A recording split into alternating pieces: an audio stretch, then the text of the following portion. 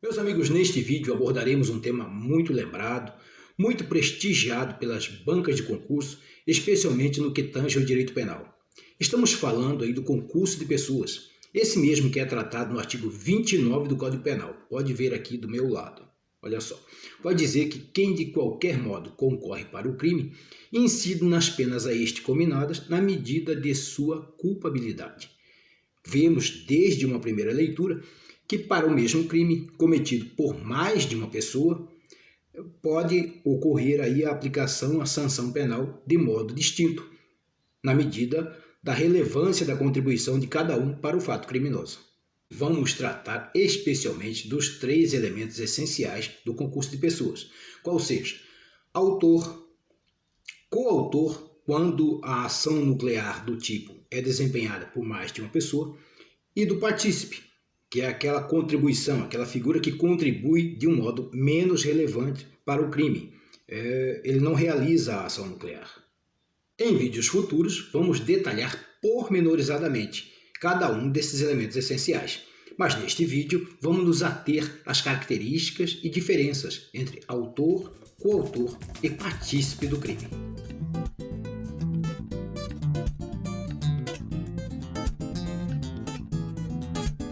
E vamos então ao primeiro elemento essencial do concurso de pessoas. Autor é justamente a figura que realiza a ação nuclear do tipo. Exemplo, furto, o crime de furto, lá do artigo 155 do Código Penal. Subtrair para si ou para outrem coisa alheia móvel. Qual é a ação nuclear do tipo? É subtrair. Aquele que subtrai efetivamente comete o crime de furto. Mas e aí? Autor, então, é somente quem realiza a ação nuclear do tipo? Não, não é assim. Autor pode ser uma pessoa que não realiza diretamente a ação nuclear do tipo. Por exemplo, o autor mediato é aquela pessoa que se serve de um terceiro inimputável, que não pode e não tem consciência de que realiza um crime para assumir culpa, então ele serve apenas esse inimputável como um instrumento do crime.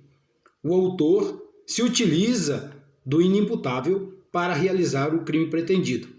Ele continua sendo autor, mesmo sem realizar a ação nuclear do tipo. Mas, neste caso, seria um autor mediato. E existe ainda a teoria do domínio do fato, criada por Hans Weisel. Ela diz que autor é aquele que tem o controle finalístico do crime. Ele pode determinar que o crime seja realizado desta ou daquela maneira, agora ou daqui a pouco, pode fazer cessar a atividade criminosa, enfim, ele tem o controle finalístico do crime, como se estivesse realizando tudo de mão própria.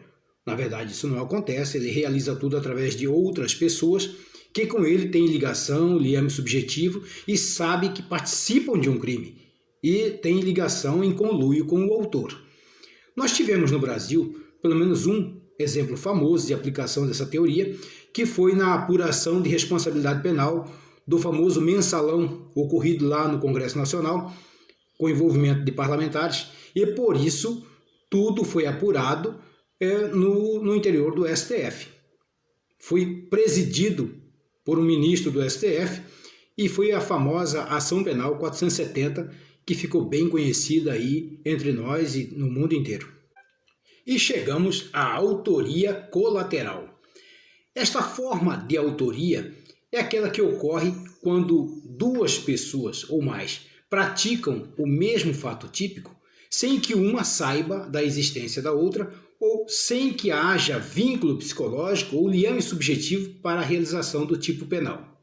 Exemplo, vamos imaginar que Luizinho tem dois inimigos que querem matá-lo. Os inimigos se escondem próximo à casa de Luizinho e, quando este sai para a rua, é alvejado e morre. Os inimigos, não sabendo um da existência do outro, sem haver vínculo psicológico nem liame subjetivo para perpetrar o crime, ambos responderão por homicídio consumado, sem que exista aí o concurso de pessoas previsto no artigo 29 do Código Penal. A autoria colateral, ela tem muitos detalhes importantes para a sua prova de concurso, e nós vamos detalhar isso num vídeo específico para você. E chegamos então ao segundo elemento essencial do concurso de pessoas, a coautoria. Ela ocorre quando o crime tem mais de um autor, vinculado psicologicamente, um liame subjetivo existente em conluio para a realização do tipo penal. Exemplo, o artigo 157 do Código Penal, roubo. 2 agentes criminosos em conluio, enquanto um intimida a vítima mediante grave ameaça ou violência, o outro subtrai-lhe os pertences.